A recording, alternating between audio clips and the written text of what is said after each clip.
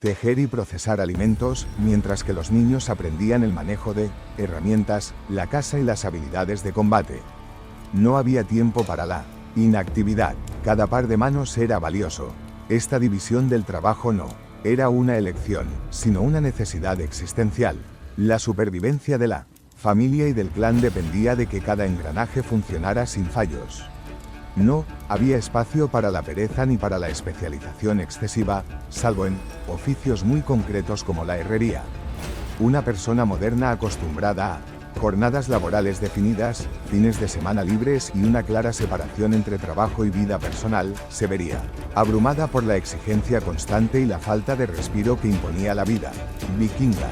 El concepto de descansar era en sí mismo un lujo casi desconocido, contrario a la imagen simplificada de una sociedad dominada exclusivamente por guerreros masculinos. El rol de la mujer en la era vikinga era de una importancia capital, una verdadera columna vertebral que sostenía la estructura social y económica.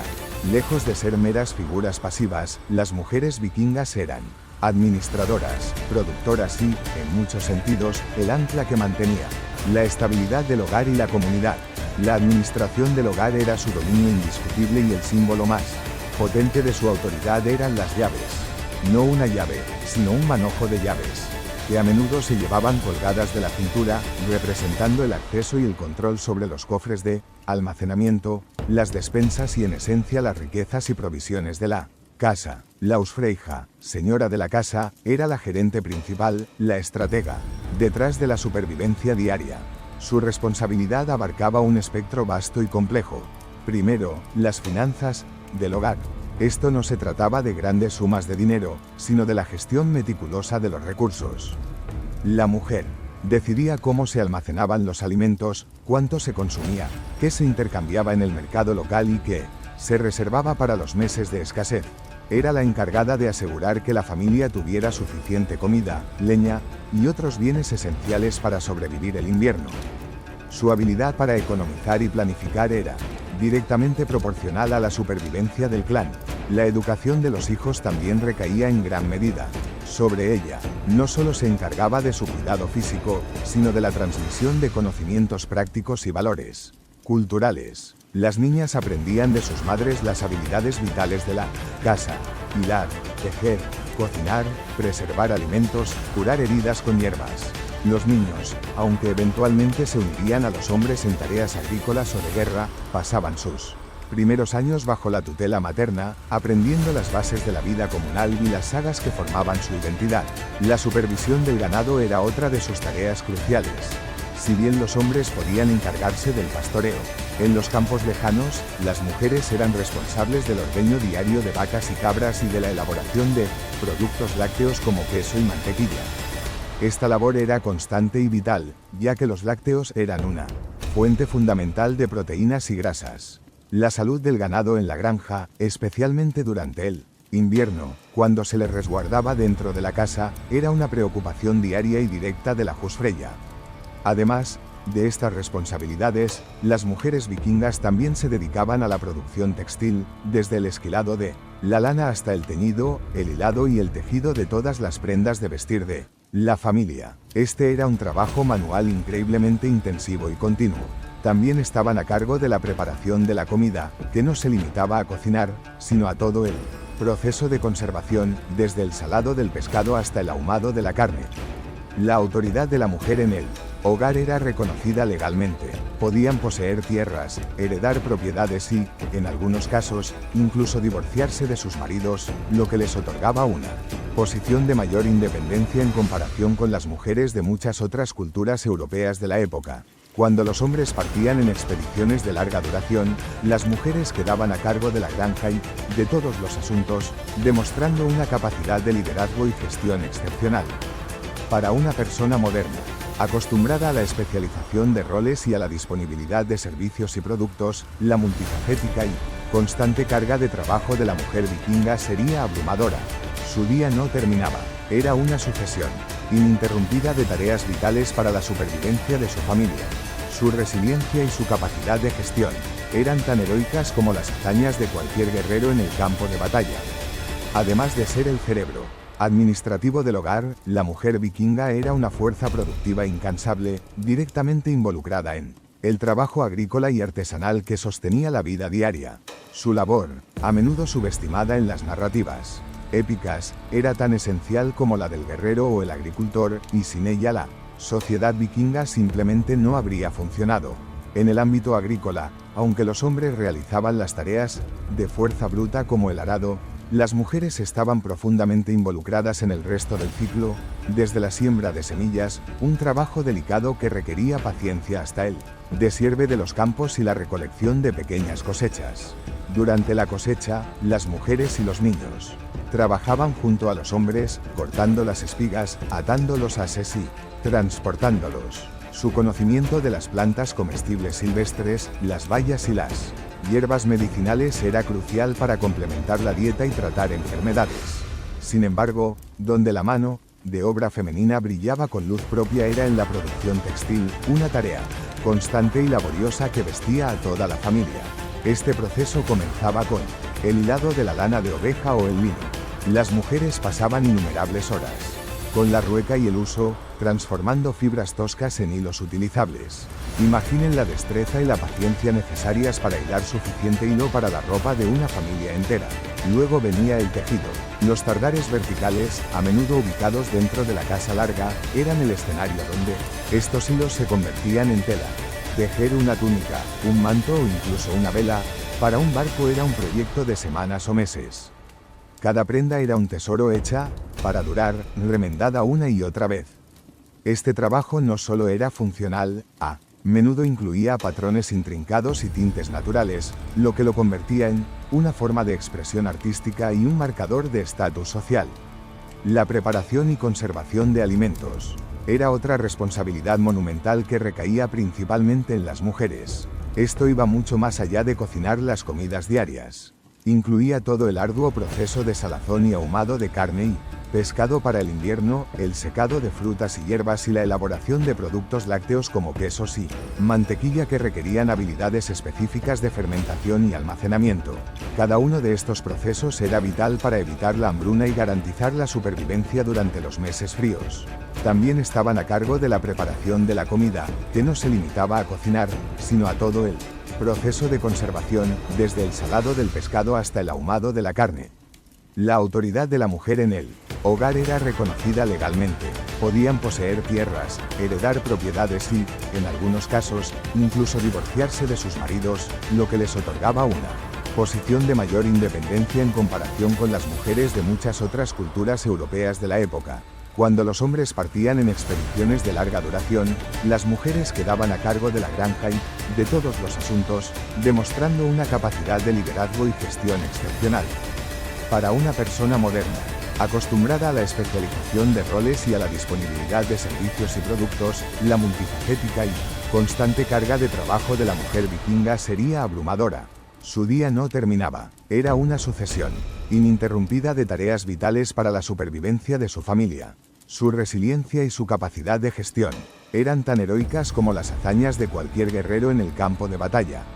Además de ser el cerebro administrativo del hogar, la mujer vikinga era una fuerza productiva incansable, directamente involucrada en el trabajo agrícola y artesanal que sostenía la vida diaria. Su labor, a menudo subestimada en las narrativas épicas, era tan esencial como la del guerrero o el agricultor, y sin ella la sociedad vikinga simplemente no habría funcionado. En el ámbito agrícola, aunque los hombres realizaban las tareas de fuerza bruta como el arado, las mujeres estaban profundamente involucradas en el resto del ciclo, desde la siembra de semillas, un trabajo delicado que requería paciencia, hasta el deshieve de los campos y la recolección de pequeñas cosechas. Durante la cosecha, las mujeres y los niños trabajaban junto a los hombres, cortando las espigas, atando los ases y transportándolos. Su conocimiento de las plantas comestibles silvestres, las bayas y las hierbas medicinales era crucial para complementar la dieta y tratar enfermedades. Sin embargo, donde la mano de obra femenina brillaba con luz propia era en la producción textil, una tarea constante y laboriosa que vestía a toda la familia. Este proceso comenzaba con el hilado de la lana de oveja o el lino. Las mujeres pasaban innumerables horas con la rueca y el uso, transformando fibras toscas en hilos utilizables. Imaginen la destreza y la paciencia necesarias para hilar suficiente hilo para la ropa de una familia entera. Luego venía el tejido. Los tardares verticales, a menudo ubicados dentro de la casa larga, eran el escenario donde estos hilos se convertían en tela. Tejer una túnica, un manto o incluso una vela, para un barco era un proyecto de semanas o meses. Cada prenda era un tesoro hecha, para durar, remendada una y otra vez.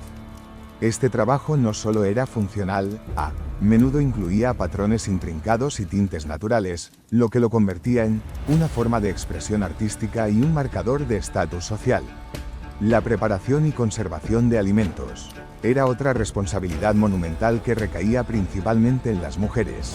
Esto iba mucho más allá de cocinar las comidas diarias. Incluía todo el arduo proceso de salazón y ahumado de carne y pescado para el invierno, el secado de frutas y hierbas y la elaboración de productos lácteos como quesos y mantequilla que requerían habilidades específicas de fermentación y almacenamiento. Cada uno de estos procesos era vital para evitar la hambruna y garantizar la supervivencia durante los meses fríos. Un error en la conservación podía significar la enfermedad o la muerte. Piénsalo. Procesar una captura entera de arenques o el sacrificio de un cerdo, asegurándose de que cada parte se conservara correctamente para meses de consumo, era una operación logística y química que hoy requeriría una planta industrial. Las mujeres vikingas eran en esencia las principales proveedoras de calor, vestimenta y alimento duradero para sus hogares.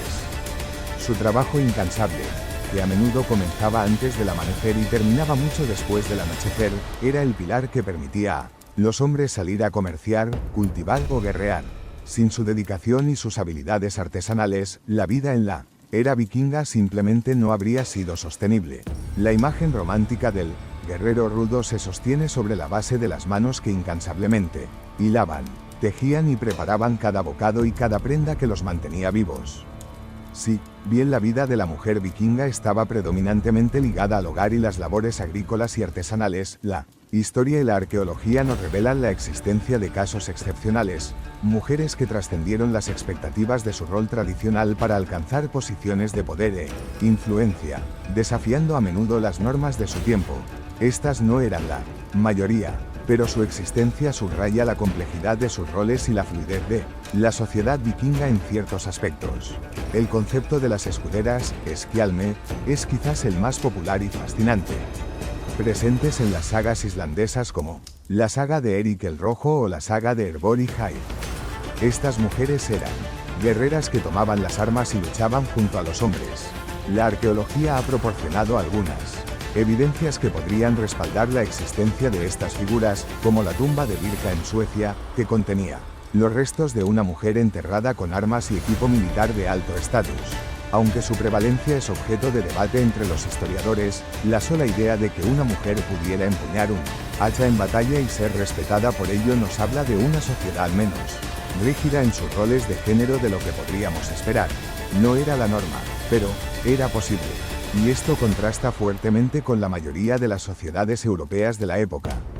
Más allá del campo de batalla, algunas mujeres vikingas alcanzaron un poder considerable en el ámbito político y religioso. Las gobernantes y terratenientes eran una realidad. Las sagas mencionan a mujeres que administraban grandes granjas y propiedades en ausencia de sus maridos o incluso después de enviudar, demostrando una capacidad de liderazgo y gestión que iba mucho más allá del ámbito doméstico. Por ejemplo, en Islandia las mujeres tenían derechos de propiedad y podían representarse a sí mismas en los thing-asambleas. Algunas incluso actuaban como jefas de clanes menores o tenían influencia en decisiones importantes. Otro caso notable es el de las velur o sacerdotisas y chamanes. Estas mujeres tenían un papel religioso y espiritual de gran importancia, actuando como oráculos, curanderas y mediadoras entre el mundo humano y el de los dioses. Su sabiduría y su conexión percibida con lo divino les otorgaban un respeto y una autoridad considerables, a menudo influyendo en las decisiones de los líderes masculinos y de toda la comunidad. Su poder no era físico, sino espiritual e intelectual, demostrando que había otras vías para la influencia femenina. Estos casos excepcionales no invalidan la realidad de las arduas labores diarias que realizaba la mayoría de las mujeres vikingas, pero sí nos obligan a reconocer una sociedad con mayor matices. La mujer vikinga tenía la capacidad legal y en ciertos contextos, la oportunidad de desafiar las expectativas, ya sea tomando las armas, administrando vastas propiedades o guiando espiritualmente a su comunidad. Su presencia en roles de poder y su relativa autonomía en comparación con otras culturas contemporáneas nos muestran que el mundo vikingo, aunque brutal, no era unidimensional en sus estructuras de género. Sin embargo, para la mayoría, la supervivencia diaria era el verdadero campo de batalla. Si estás escuchándome a esta altura del vídeo, espero que ya estés suscrito al canal. Soy el historiador nocturno y mi deseo es tener una comunidad enorme de personas que amamos las noches y el saber. Miles de personas de todas partes del mundo conectadas por ese deseo intrínseco de conocer más para poder conocerse más a uno mismo y tener una mejor vida. Siempre lo digo y lo recalco. Saber la historia es fundamental para no repetir los errores del pasado. Y por eso quiero que te tomes unos segundos para poder suscribirte y compartir este vídeo con tu amigo fanático del conocimiento. Ni hablar si de tu generoso espíritu surge la motivación para brindar un super gracias a este humilde servidor. De todas formas, el agradecimiento de mi parte, ya por el simple hecho de estar compartiendo este momento, es infinito. Ahora sí, sigamos con el relato. En la era vikinga, la infancia no era un periodo de ocio prolongado ni de indulgencia.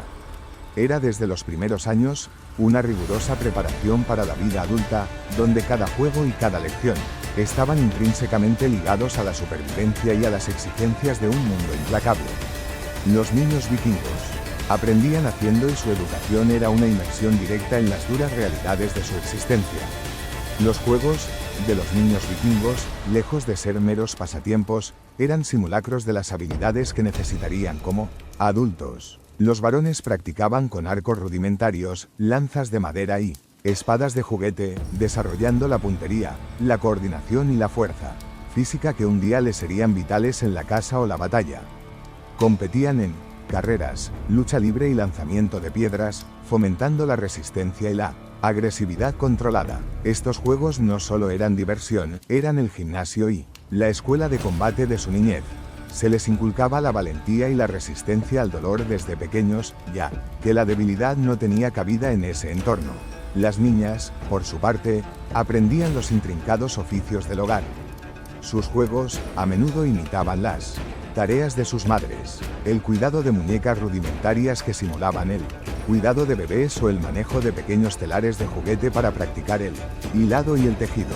Aprendían a identificar hierbas, a procesar alimentos, a mantener el fuego y a cuidar de los animales domésticos más pequeños. Observaban y participaban en las labores diarias, absorbiendo el vasto conocimiento de administración y producción, que un día sería su responsabilidad. El aprendizaje era, por tanto, eminentemente práctico y se iniciaba desde una edad temprana. No había escuelas formales como las conocemos. La educación era una cuestión familiar y comunitaria. Los padres, abuelos y otros adultos transmitían directamente las habilidades y el conocimiento acumulado de generaciones. Un niño acompañaba a su padre a la pesca o al campo, aprendiendo los secretos de la tierra y el mar. Una niña permanecía al lado de su madre u abuela absorbiendo las técnicas de conservación de alimentos y de elaboración de textiles. Más allá de las habilidades prácticas, la educación también incluía vikingos. Se contaban sagas y poemas épicos, no solo como entretenimiento, sino como lecciones de historia, moralidad y el glorioso destino de sus ancestros. Los niños aprendían sobre los dioses, las leyendas, el honor, la lealtad y la importancia de la reputación. La memoria oral era crucial, ya que la escritura era limitada y no universalmente extendida. La infancia vikinga entonces no era un paraíso de inocencia, era un crisol de formación constante donde cada día se les preparaba para la dureza de la vida adulta. No había espacio para la debilidad o la dependencia prolongada. La contribución a la familia y a la comunidad se esperaba desde la niñez, haciendo que el paso a la adultez fuera una transición de responsabilidades más que un cambio de estatus.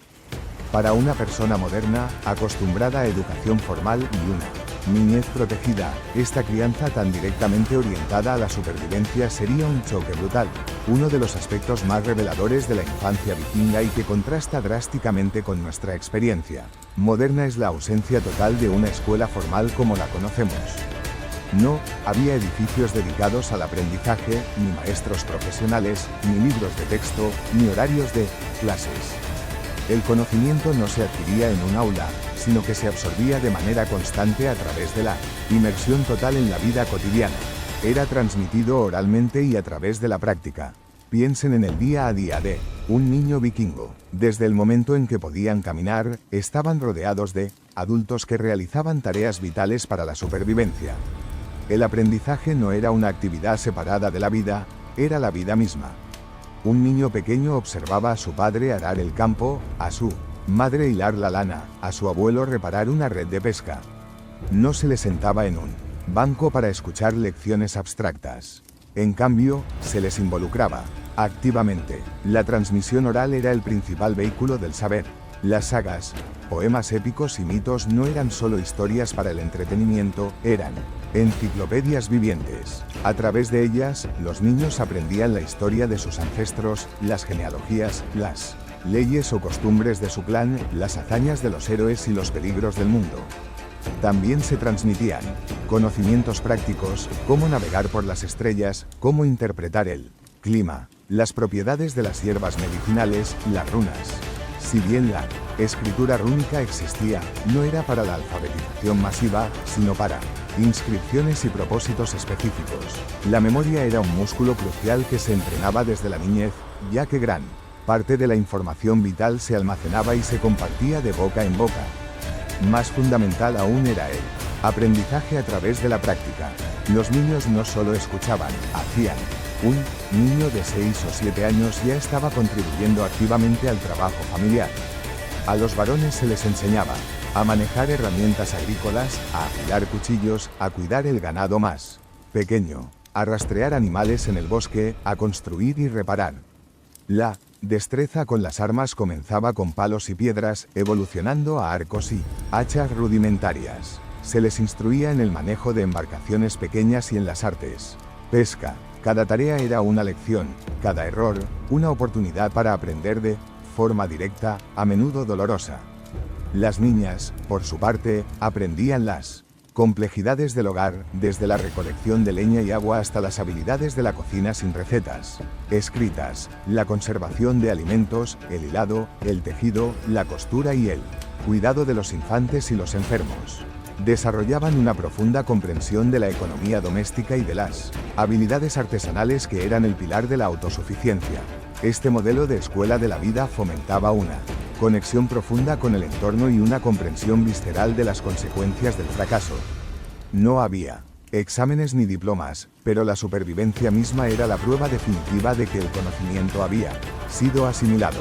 Para una persona moderna con años de escolarización formal y una gran cantidad de conocimiento teórico, el aterrizaje en este sistema de aprendizaje basado puramente en la necesidad y la experiencia práctica sería un ajuste cultural y físico abrumador. La falta de estructuras educativas formales no significaba falta de educación, sino una forma de aprendizaje mucho más integrada y brutalmente efectiva para su mundo. En el mundo vikingo, la supervivencia no era cuestión de suerte, sino de fuerza y habilidad, y estas cualidades no surgían de la nada. Desde una edad increíblemente temprana, los niños eran sometidos a un entrenamiento físico constante, una brutal preparación que los forjaba para ser resistentes y eficientes en un entorno donde la debilidad significaba la muerte. No existían gimnasios ni entrenadores personales. El campo de batalla y la granja eran su gimnasio y la necesidad su estricto instructor. Desde que podían sostener un objeto, los varones y en algunos casos también las niñas eran familiarizados con armas básicas, rudimentarias. Los palos se convertían en espadas de práctica, las ramas en lanzas. Los arcos de juguete les enseñaban la puntería, esencial tanto para la caza como para la guerra. Los juegos de la infancia no eran caprichos recreativos, sino simulacros directos de combate y supervivencia, luchar, correr, escalar, lanzar. Cada actividad estaba diseñada para desarrollar la fuerza muscular, la agilidad, la resistencia cardiovascular y la coordinación ojo-mano. No había tiempo para la inactividad. Cada músculo debía estar preparado. El entrenamiento no se limitaba al manejo de armas. La vida misma era un constante ejercicio físico. Los niños participaban en tareas que hoy consideraríamos extenuantes. Arrastrar leña pesada para el fuego, llevar cubos de agua desde el pozo o el río, pastorear animales por terrenos irregulares, ayudar en el arado de la tierra o en el transporte de la cosecha. Estas tareas diarias construían una base de resistencia que pocas personas modernas podrían igualar. Sus cuerpos se acostumbraban al esfuerzo prolongado, al frío, al hambre. Los juegos de fuerza y habilidad también eran una parte vital de su desarrollo. La lucha libre, las competiciones de levantamiento de piedras, las carreras a pie o a caballo y los desafíos de resistencia en condiciones adversas eran comunes. Estas actividades no solo fortalecían el cuerpo, sino que también inculcaban una mentalidad de competitividad, disciplina y tolerancia al dolor, cualidades esenciales para el guerrero y para cualquier persona en esa sociedad. Además, la exposición constante a las inclemencias del tiempo, la dieta a menudo escasa y el trabajo físico arduo desde la infancia creaban individuos con una tolerancia al dolor y una capacidad de recuperación que hoy nos asombrarían. No se les enseñaba solo a ser fuertes, sino a ser duros, a soportar la incomodidad y el sufrimiento sin quejarse. Para una persona moderna, acostumbrada a un estilo de vida sedentario, comodidades físicas y una alimentación constante, el entrenamiento físico de un niño vikingo sería una experiencia abrumadora. Nuestros músculos se quejarían, nuestra resistencia cedería y nuestra mente se rendiría ante la exigencia implacable de un mundo que no ofrecía atajos para la supervivencia. La forja de un vikingo comenzaba en la cuna y cada día era una prueba de su temple. En la sociedad vikinga, la ley y el orden no se regían por códigos escritos o sistemas judiciales centralizados como los nuestros. Eran un complejo entramado de costumbres, precedentes y crucialmente, el concepto de honor y la amenaza latente de la venganza de sangre. El lugar donde este intrincado sistema cobraba vida eran las asambleas conocidas como things. Las things o things en nórdico antiguo no eran simples reuniones, eran el corazón palpitante de la gobernanza vikinga, un espacio vital donde la comunidad se reunía para la toma de decisiones, la resolución de disputas y la impartición de justicia. Imaginen una vasta explanada natural, un círculo de piedras, o un lugar designado al aire libre donde hombres libres y a veces mujeres notables de un distrito o región se congregaban. No había asientos cómodos, ni micrófonos. Las voces debían alzarse para ser escuchadas por cientos o miles de personas bajo el cielo abierto. Aquí se ejercía una forma temprana de democracia directa. Las decisiones importantes, como la aprobación de nuevas leyes o la declaración de expediciones, se tomaban por consenso o por aclamación, no por votación secreta. Los legomother, recitador de leyes o law speaker en inglés, una figura central en Islandia, por ejemplo, tenía la tarea de recitar y recordar las leyes cada año, ya que no estaban escritas de forma sistemática. Este rol era vital para la memoria legal de la comunidad, pero la función más crítica de las things era la resolución de disputas y la impartición de justicia. En una sociedad sin policía ni prisiones formales, los conflictos se resolvían públicamente. Los casos iban desde disputas por tierras o propiedades hasta ofensas de honor, asaltos y asesinatos. Las partes presentaban sus argumentos a menudo a través de oradores hábiles y se presentaban testigos. No había un fiscal o abogado en el sentido moderno, sino representantes de los clanes involucrados. La justicia vikinga no buscaba tanto la culpa como la compensación y el mantenimiento del orden social. Si se cometía un crimen, el objetivo principal era establecer una compensación y el culpable debía pagar a la víctima o a su familia. Por ejemplo, si un hombre mataba a otro, la familia del asesino debía pagar una cantidad acordada de plata o bienes a la familia de la víctima. Si se llegaba a un acuerdo y se pagaba la compensación, el conflicto se consideraba resuelto y la venganza de sangre se evitaba. La comunidad de la thing actuaba como un mediador y un garante de estos acuerdos. Sin embargo, si no se llegaba a un acuerdo o si una parte se negaba a acatar las decisiones de la CIN, el resultado podía ser la proscripción. Utlagi, un individuo declarado proscrito, perdía todos sus derechos y protección legal. Cualquiera podía matarlo impunemente. Esta era la pena más severa, equivalente a una sentencia de muerte, y convertía al proscrito en un alma errante sin refugio ni ayuda. La amenaza de la venganza de sangre. Vendetta era un motor poderoso en este sistema legal. Si un crimen grave como un asesinato quedaba sin compensación o si la justicia no se sentía satisfecha, la familia de la víctima tenía el derecho y la obligación social de buscar venganza contra el perpetrador o su clan. Esto podía llevar a ciclos prolongados de violencia. Como vemos en muchas sagas islandesas, la CIN era el mecanismo para intentar regular esta espiral de violencia, ofreciendo una vía formal para la resolución. Para una persona moderna, acostumbrada a un sistema judicial con jueces, abogados, cárceles y la presunción de inocencia, el sistema legal vikingo sería caótico, intimidante y brutalmente directo.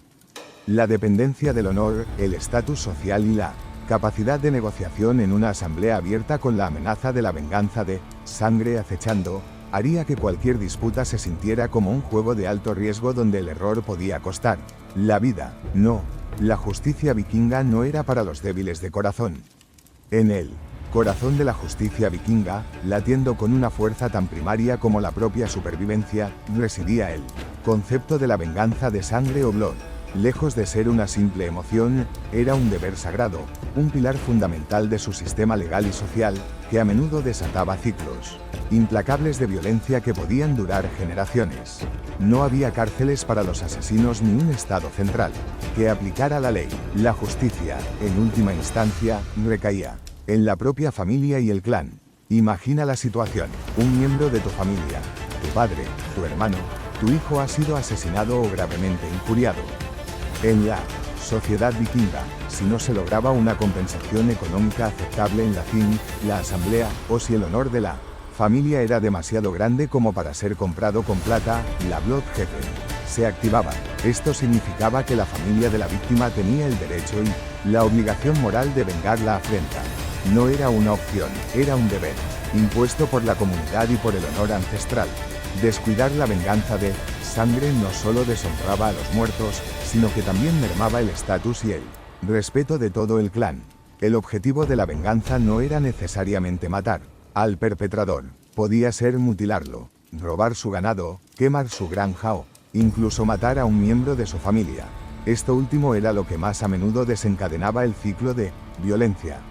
Si la familia ofendida mataba a un miembro del clan del agresor, ahora la segunda familia se convertía en la ofendida y tenía el deber de vengarse, perpetuando una espiral de muerte y represalias que podía arrastrar a clanes enteros y a sus aliados a conflictos prolongados. Las famosas disputas de sangre que dominan muchas de las sagas islandesas. Un ejemplo clásico de esto se encuentra en la saga de Inyal. Tras una serie de ofensas y asesinatos entrelazados, se desata una venganza de sangre que involucra a múltiples familias y termina con la quema de una casa y la muerte de personajes principales. A pesar de los intentos de mediación en las CINs, la sed de venganza era tan poderosa que superaba cualquier intento de paz.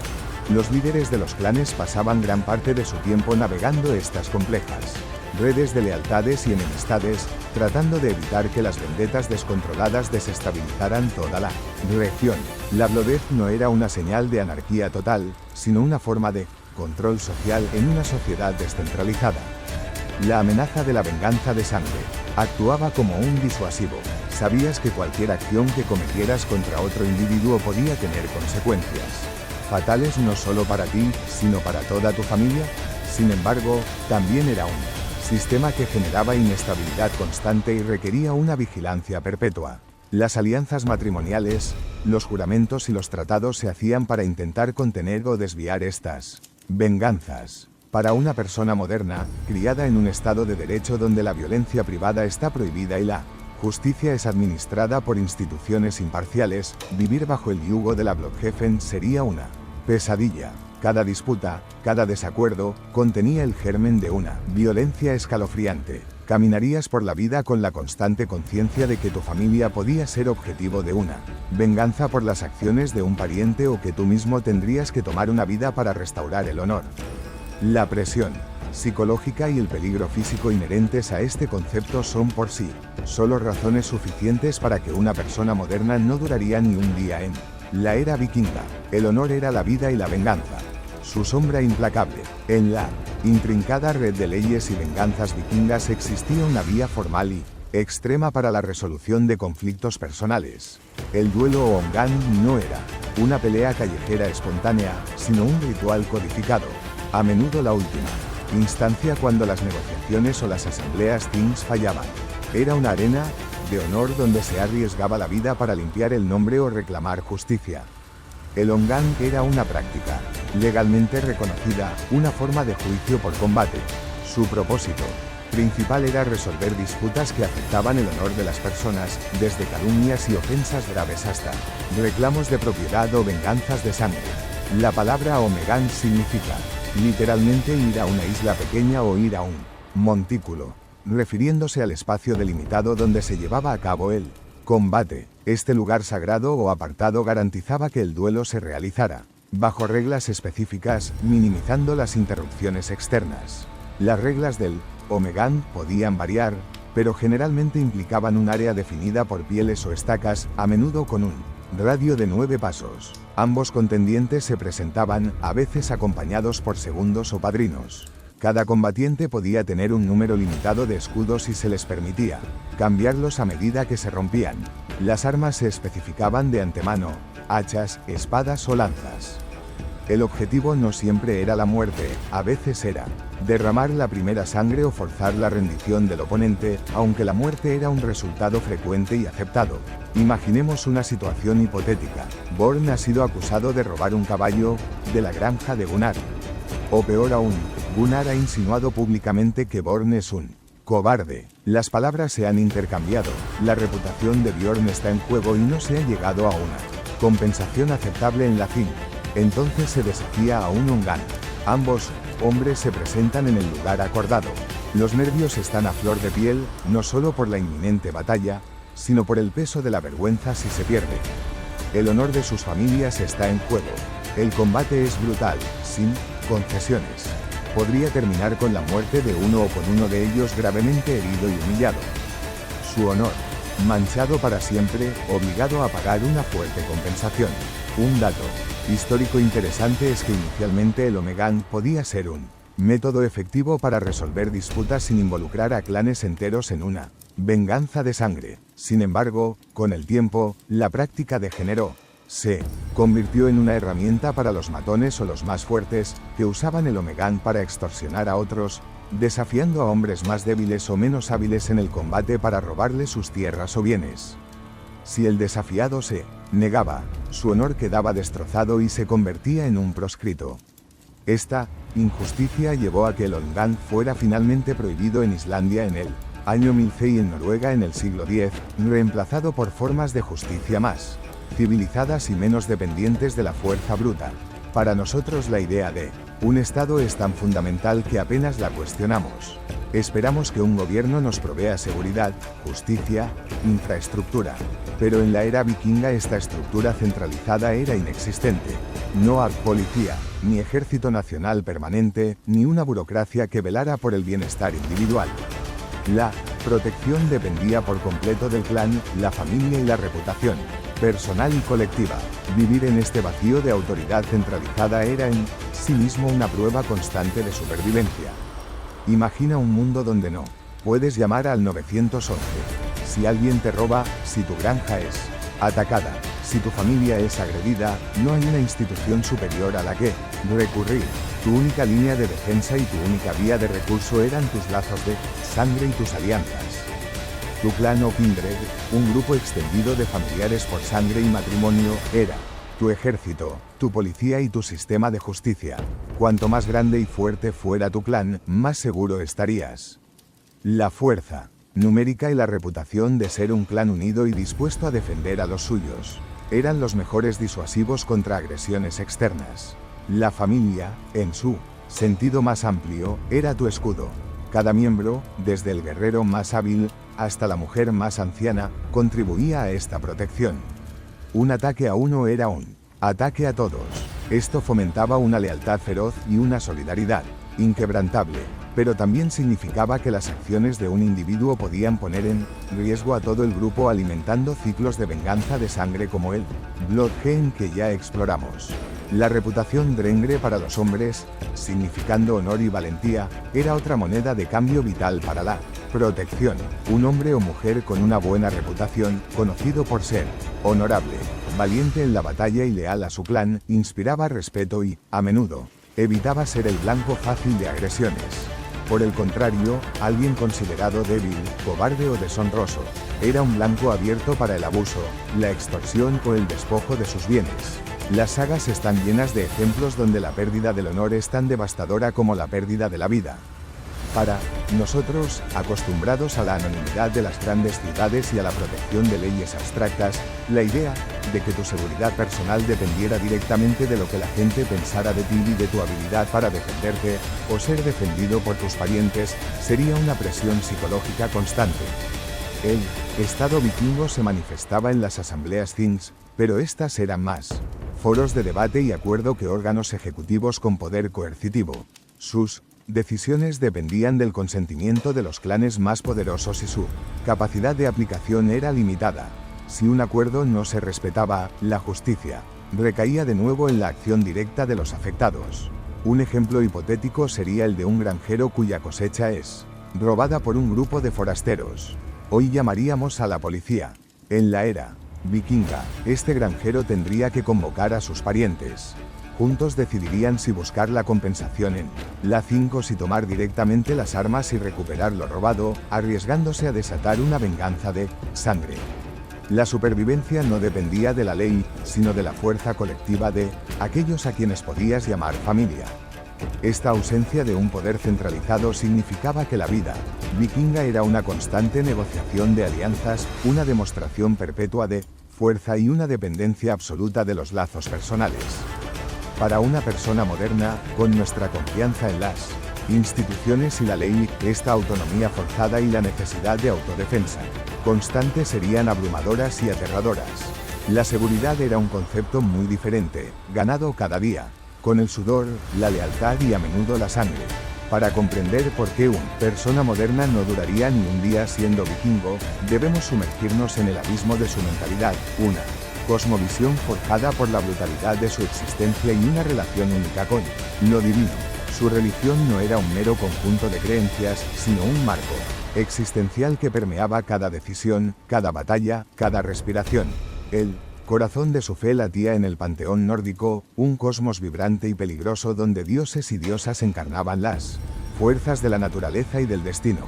Odín, el padre de todos, dios de la sabiduría, la guerra, la poesía y la muerte, era una figura ambigua y poderosa, a menudo invocado para el éxito en la batalla y el conocimiento oculto. Thor, el protector de la humanidad, con su martiluar, era la encarnación de la fuerza bruta, el orden y la resistencia al que se acudía para la protección del hogar y las cosechas. Freya, diosa del amor, la belleza, la fertilidad, pero también de la guerra y la muerte, representaba la dualidad de la vida y la generosidad de la tierra. Pero junto a ellos, existían deidades menores, espíritus de la naturaleza y una vasta mitología de gigantes, elfos y enanos. La relación con estos dioses no era de sumisión pasiva, sino de un intercambio mutuo. Los vikingos no esperaban la benevolencia gratuita, ofrecían sacrificios y rituales para asegurar el favor divino. Estos rituales podían variar desde ofrendas de comida y bebida en altares de piedra hasta sacrificios de animales en festividades importantes como el Yule, solsticio de invierno o las cosechas. Los sacrificios humanos, aunque menos comunes y a menudo asociados a cultos específicos o momentos de crisis extrema, también se registran en algunas fuentes, lo que subraya la brutalidad de su devoción. Las ceremonias se realizaban en lugares sagrados al aire libre o en templos de madera donde se erigían ídolos. La comunidad se reunía para estos eventos, reforzando sus lazos sociales y su identidad compartida bajo la mirada de los dioses. Pero más allá de los dioses, la cosmovisión vikinga estaba profundamente marcada por el peso del destino. Oh, esta no era una fuerza controlada por los dioses, sino un tapiz del pasado, presente y futuro, una red ineludible de eventos. La vida de cada individuo estaba predeterminada hasta cierto punto, no por la voluntad caprichosa de los dioses, sino por las normas equivalentes a las parcas que tejían los hilos del destino. Este fatalismo no los llevaba a la pasividad, por el contrario, les infundía una audacia feroz. Si el destino estaba sellado, ¿por qué temer a la muerte en batalla? Morir valientemente en combate era la puerta a Valhalla, el salón de Odín, una recompensa gloriosa. Morir de enfermedad o vejez era menos honorable. Este fatalismo imbuía a los vikingos de una valentía casi imprudente en el combate, una disposición a enfrentar el peligro sin pestañear. No había un concepto de pecado como en el cristianismo, sino de honor y vergüenza, de acciones que forjaban o mancillaban la reputación. La vida era vista como un ciclo de nacimiento, lucha y muerte con el Ragnarok, el crepúsculo de los dioses, como el inevitable fin. Para una persona moderna, con nuestra mentalidad de control, libre albedrío y una visión lineal de la historia, sumergirse en esta cosmovisión sería un choque cultural abrumador. La aceptación del destino, la brutalidad de los sacrificios, la omnipresencia de lo sobrenatural en cada aspecto de la vida, y la falta de un Dios misericordioso que intercediera por ellos, crearían una disonancia insoportable. En ese mundo no durarías ni un día. Tu mente moderna no podría soportar el peso de su destino. En el núcleo de la psique vikinga residía un concepto que para mentalidad moderna resulta profundamente ajeno y quizás aterrador. El destino o World no era una idea abstracta, sino una fuerza palpable, una red ineludible de eventos entrelazados que abarcaban el pasado, el presente y el futuro.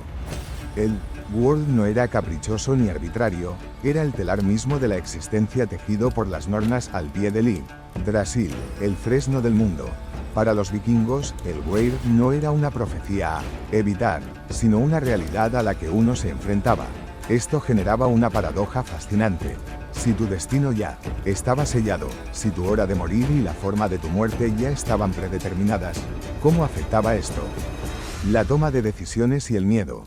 La respuesta es que lejos de inducir pasividad, el W a menudo inspiraba una audacia y una ferocidad casi sobrehumanas. Si un guerrero creía que su muerte en batalla ya estaba escrita, ¿por qué retroceder ante el peligro? El miedo a la muerte física se veía mitigado por la convicción de que uno no podía escapar a su fin predestinado.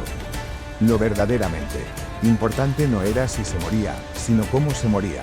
Morir con honor en combate, con la espada en la mano y el valor en el corazón garantizaba la bienvenida en el Valhalla de Odín o en el Bank de Freyja. Era una muerte gloriosa, una recompensa eterna. Morir en la cama de enfermedad o vejez era menos deseable, considerado una muerte de paja. Straw Death, sin el mismo brillo heroico.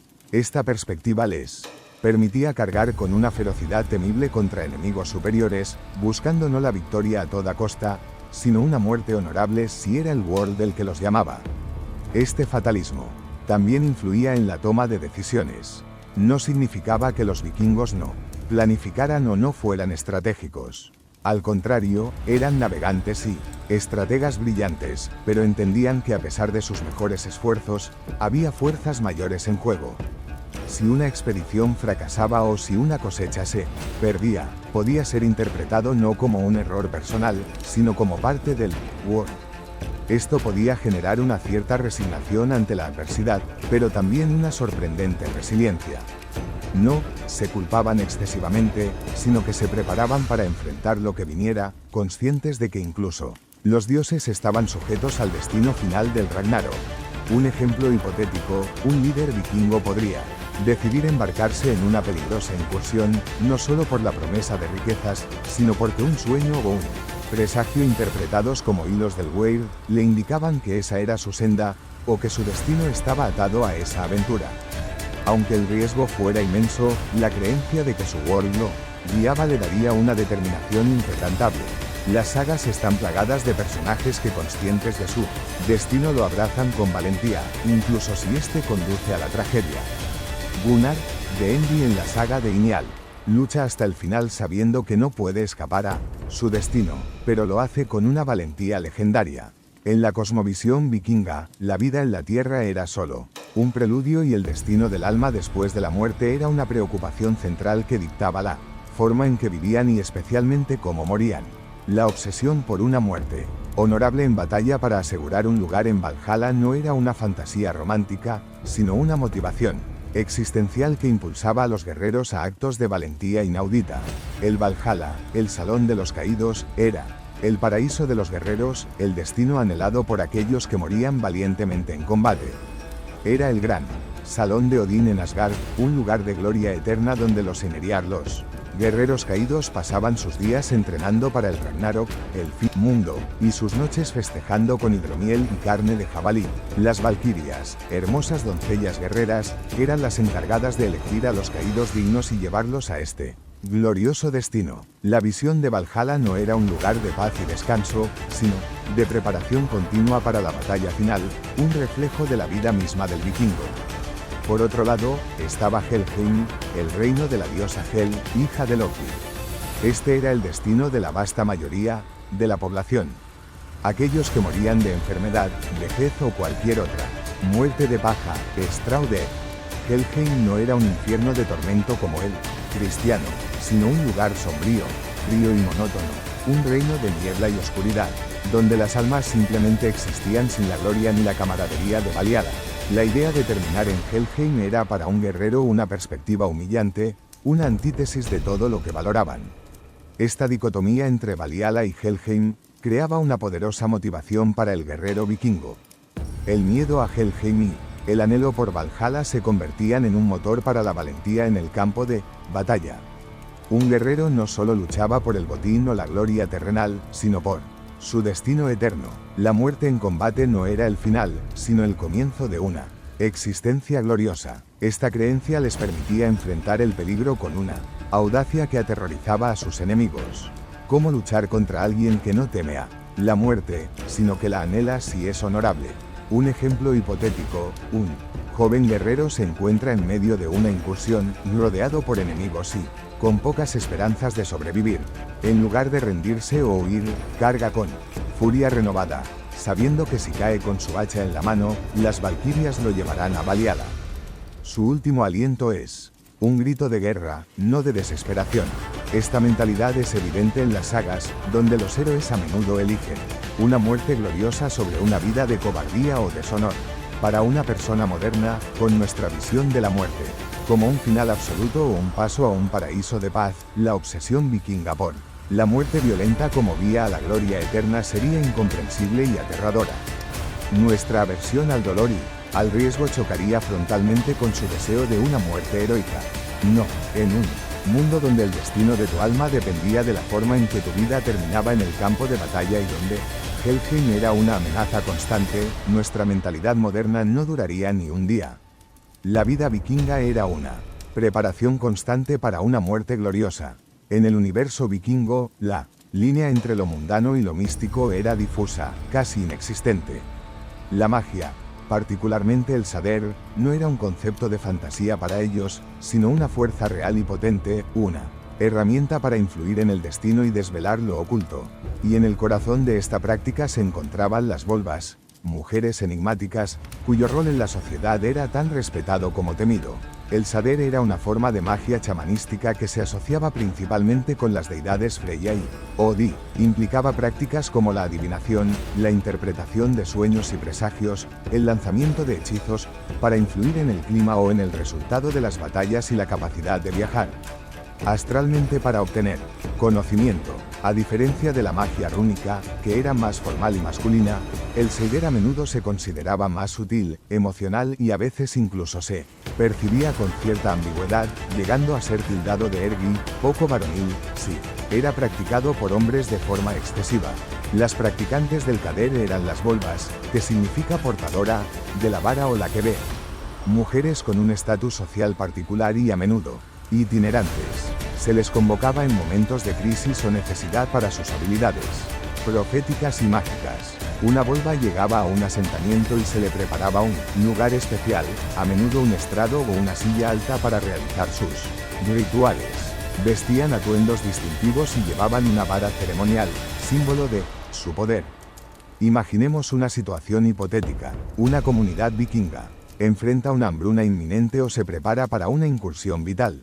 Un líder del clan podría convocar a una belva para que realizara un ritual de Saider, la volva, a través de cánticos, trances y quizás sustancias que alteraban la conciencia. Intentaría contactar con los espíritus o las fuerzas cósmicas para obtener una visión del futuro. ¿Será la cosecha abundante? ¿Será exitosa la incursión? ¿Hay alguna traición oculta? Sus palabras, a menudo crípticas, eran tomadas con extrema seriedad, ya que se creía que revelaban el War Destino. Un dato histórico interesante es la descripción en la saga de Eric, el Rojo de Aita o R. Beor, Little Volva, la pequeña Volva, quien es invitada a una granja en Groenlandia para predecir el fin de una hambruna, realizando un ritual de Shader detallado. El rol de las volvas en la sociedad era complejo. Por un lado, eran muy respetadas por su conexión con lo sobrenatural y su capacidad para desvelar el futuro. Su consejo podía influir en decisiones militares, matrimoniales o agrícolas. Por otro lado, también generaban un cierto temor.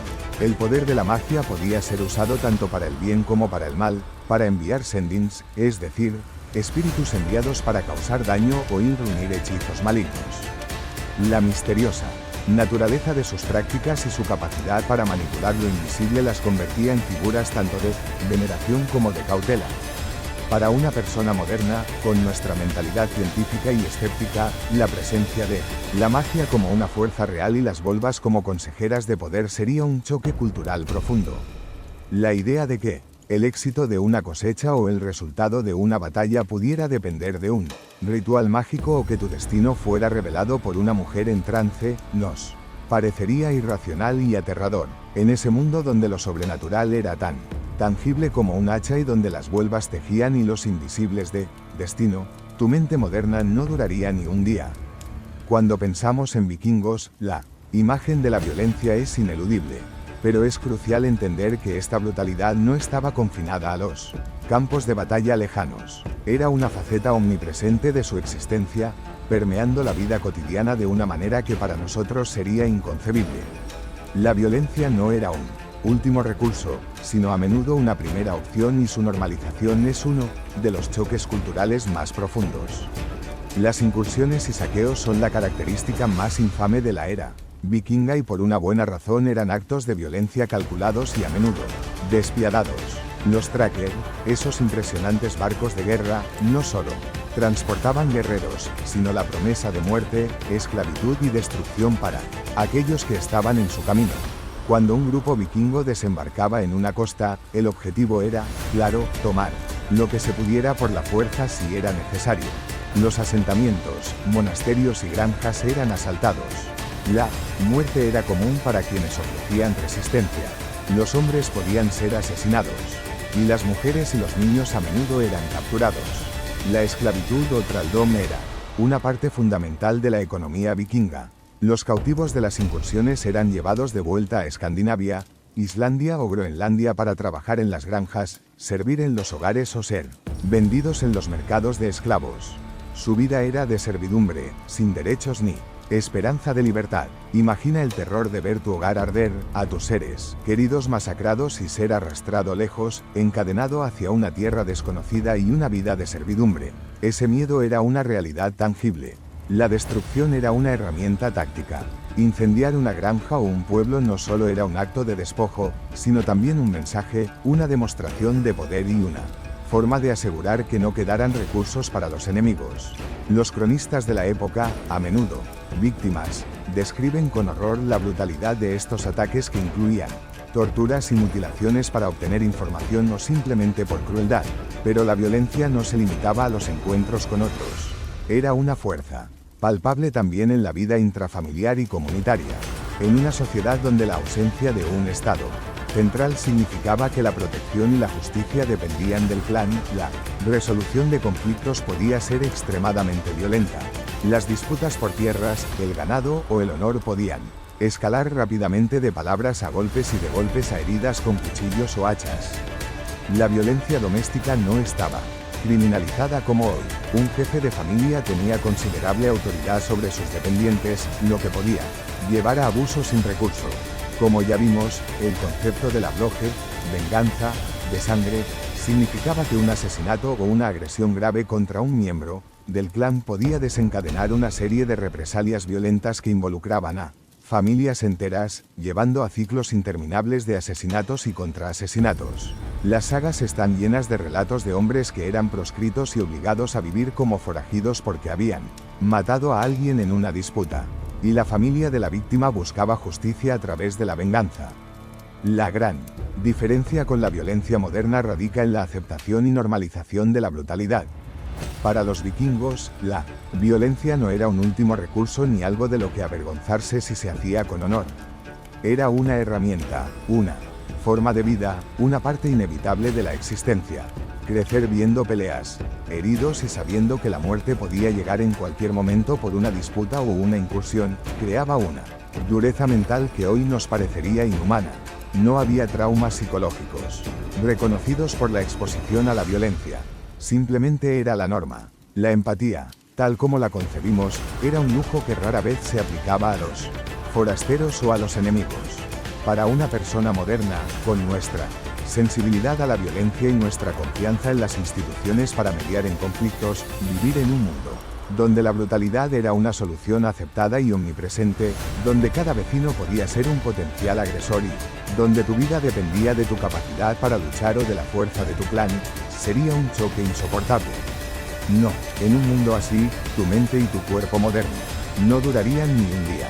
Dentro de la brutal realidad vikinga hay un aspecto que para la sensibilidad moderna resulta particularmente repugnante y moralmente incomprensible: la esclavitud o siral plural siralar. Lejos de ser un fenómeno marginal, era una realidad cotidiana, una parte integral y fundamental de la economía y la sociedad. La existencia de los siralar es un claro recordatorio de cuán radicalmente diferentes eran sus valores y su visión del ser humano. Los esclavos eran una fuente principal de mano de obra. No había grandes contingentes de trabajadores asalariados. La base de muchas de las actividades económicas pesadas recaía sobre los serralar. Eran la fuerza de trabajo en las granjas, realizando las tareas más agotadoras como arar, sembrar, cosechar, cuidar el ganado y limpiar establos. También se les utilizaba en la construcción de casas, la tala de árboles, la extracción de hierro y en la servidumbre doméstica. La riqueza de un clan o un individuo se medía no solo en tierras, plata o ganado, sino también en el número de sierra que poseían. Cuantos más esclavos, mayor la capacidad productiva y el estatus del propietario. La principal vía para obtener esclavos eran las incursiones y saqueos. Las personas capturadas en tierras extranjeras desde las costas de Inglaterra e Irlanda hasta los pueblos eslavos del este eran traídas de vuelta encadenadas y forzadas a la servidumbre. Pero también existía la esclavitud por deudas o como castigo por crímenes. Un hombre libre que no podía pagar sus deudas o que cometía una ofensa podía ser vendido como esclavo. Los hijos de los esclavos también nacían esclavos, perpetuando su condición. El trato de los esclavos era brutal, reflejando su estatus. Eran considerados propiedad, no personas. Carecían de cualquier derecho. Su vida dependía enteramente del capricho de su amo. Podían ser comprados, vendidos, heredados o incluso asesinados sin que el amo enfrentara consecuencias legales significativas. No tenían permitido poseer propiedades, casarse con personas libres sin el permiso de su amo ni testificar en la CIN. Eran vulnerables a cualquier forma de abuso físico o sexual sin recurso alguno. Aunque algunos amos podían tratar a sus esclavos con cierta benevolencia si eran valiosos, esta bondad siempre estaba supeditada a la discreción del amo, no a un derecho inherente del esclavo. Imaginemos una situación: un yeral trabajando en un campo helado con ropas raídas y el estómago vacío. Si se queja o se niega a trabajar, su amo puede golpearlo, privarlo de comida o incluso matarlo. No hay nadie a quien acudir. No hay ley que lo proteja. Su vida es una rutina ininterrumpida de trabajo duro, miedo y humillación. Algunos podían aspirar a la manumisión, libertad, un acto raro y dependiente del favor del amo, que a menudo implicaba años de servicio excepcional y el pago de una suma. Las implicaciones morales de la esclavitud vikinga son un concepto completamente ajeno a la sensibilidad moderna. Para nosotros la esclavitud es una aberración ética, una violación fundamental de los derechos humanos, pero para el vikingo era una parte aceptada y necesaria de su orden social y económico. No veían una contradicción moral en poseer a otra persona, especialmente si era un forastero capturado en guerra. Esta desconexión moral con lo que consideramos básico para la dignidad humana es uno de los choques más difíciles de superar al intentar comprender su mundo. Nuestra indignación y nuestro sentido de justicia social se verían profundamente perturbados por la omnipresencia de la esclavitud, la incapacidad de intervenir, la normalización de la crueldad y la deshumanización de otros seres humanos.